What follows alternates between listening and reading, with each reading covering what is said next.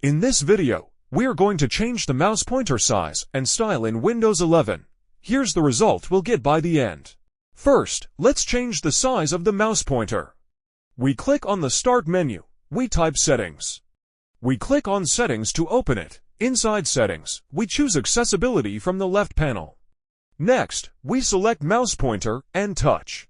Here, we adjust the mouse pointer size by dragging the slider left or right. Until we find the size that feels comfortable, keep in mind, when we change the size, it may take a little moment before the new pointer size appears. Next, let's change the style and color of the mouse pointer. In the same menu, we see different pointer options: white, black, inverted, or a custom color. We pick the style we like if we choose custom color.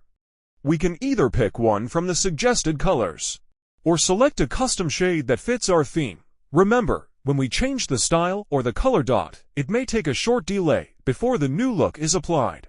And that's it, we've just customized the mouse pointer size and style in Windows 11. If this video helped, consider subscribing for more quick Windows tips.